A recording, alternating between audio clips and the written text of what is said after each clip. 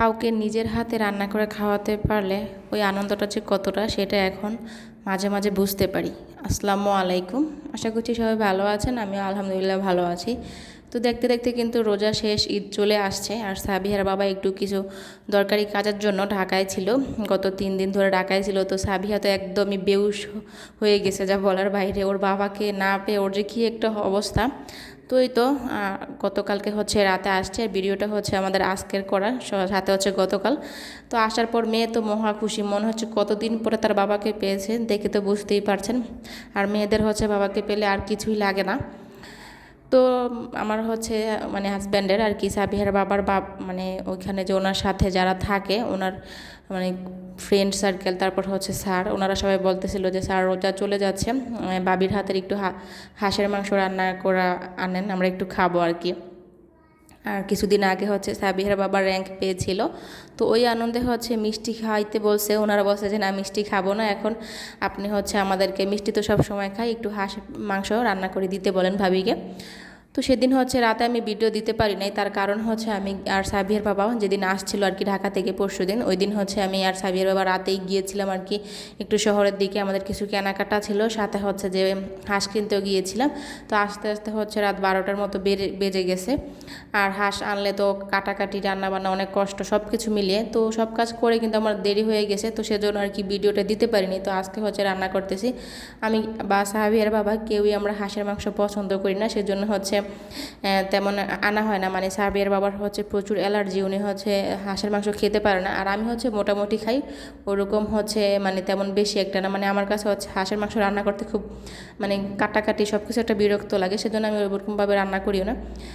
তো এই তো আনছে আর একটু রান্না করলাম, এই প্রথম হচ্ছে এতজনের জন্য রান্না করলাম। সত্যি কথা বলতে কখনো এরকম বেশি খাবার রান্না করিনি, প্রায় 4টা হাঁস ছিল এখানে, নিজের হাতে রান্না করছি আর কি। তো আমার মেয়ে তো দেখেন কোনো কিছু রান্না করলে ও এসে আমাকে বলবো আম্মু একটু দাও, খেয়ে দেখি কেমন হয়েছে। আর ওকে নিজের হাতে একটু খেতে দিয়েছিলাম, দেখেন ওর পুরো শরীরের অবস্থা কি। তারপরে আলহামদুলিল্লাহ রান্নাটা কিন্তু আমি প্রথমবার এইভাবে মানে এত রান্না করেছি, মানে এত বড় বলতে পারেন।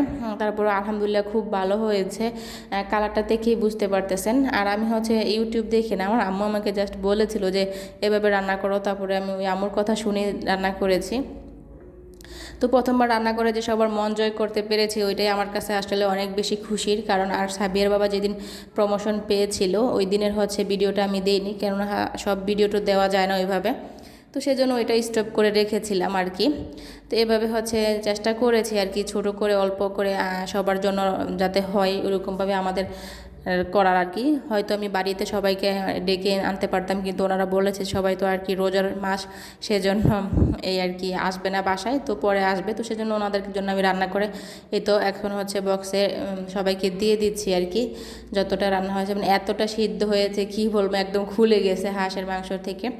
আর হাঁসের মাংস মানে অনেকেই বলে যে সিদ্ধ হতে নাকি চায় না, পানি কম দিতে হয়, এটা সেটা মানে কম হলে নাকি, কিন্তু আমি যে রান্না করেছি একদমই অনেকগুলো কিছু কিছু মাংস একদম খুলে গেছে, এরকম অবস্থা হয়েছে কেন আমি বুঝতে পারছি না।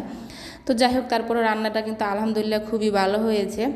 তো ওনাদেরকে হচ্ছে ইফতারে ওনারা খাবে, সেজন্য হচ্ছে সাবির বাবা খুব দ্রুত এসে চলে গেছে আর কি নিয়ে এগুলা। আর হচ্ছে কিছু বাজার করেছিলাম, সেগুলো হচ্ছে আপনাদের সাথে একটু শেয়ার করছি। আর এখানে হচ্ছে সাবিয়া তো থাকবেই সাথে, দেখেন কি দুষ্টুমি করছে, ওর বাবা ওর জন্য একটা সানগ্লাস নিয়ে আসছে। ওর হচ্ছে যখনই কোনো সানগ্লাস ওর বাবা আর কি আনে তখন হচ্ছে ওটা নষ্ট করে ফেলে, ভেঙে ফেলে, বাচ্চাদের স্বভাবটাই এরকম আর কি।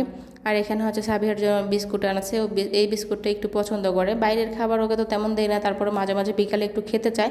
আর কিচেনের জন্য ছোট একটা র্যাক কিনেছি, সত্যি কথা বলতে কিচেনটা এত ছোট, দেখে তো আপনারা বুঝতে পারেন আমার ভিডিও করতে বা নিজেকে দেখাতে মানে পারি না, জাস্ট হচ্ছে রান্নার ভিডিওটা করতে আমার খুব কষ্ট লাগে, মানে কষ্ট হয় আর কি, এই কিছু রাখা যায় না ওইখানে।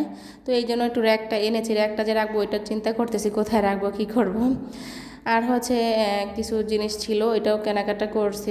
আর সাবিহার জন্য একটু ডায়াপারের দরকার ছিল, সাবিহার বাবা হচ্ছে সবসময় আমরা সিএসডি থেকে সব কিছু কেনাকাটা করি, কিন্তু এখন হচ্ছে ঈদের বন্ধ যেহেতু, আর এবার আমরা ঈদে হচ্ছে বাসায় যাব না, কেননা হচ্ছে সাবিহার বাবার মাত্র 3 দিন ছুটি, তো যাওয়া আসা অনেকটা সময় লেগে যাবে। আর হচ্ছে আমরা সাবিহার দাদুর বাড়ি বা আমাদের বাড়ি কোনো বাড়িতে যেতে পারবো না, তো ভাবছি হয়তো পরের ঈদে যাব।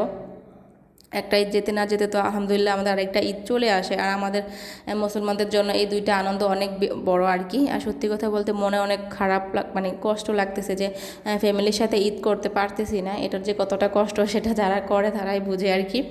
তো এই তো আমাদের কেনাকাটা ছিল। সাবিহার জন্য একটু কলা এনেছে, আর সাবিহার বাবা দেখেন আমাকে বলছি একটু বেশি করে কিশমিশ নিয়ে আসো, সাবিহারও কিশমিশটা পছন্দ।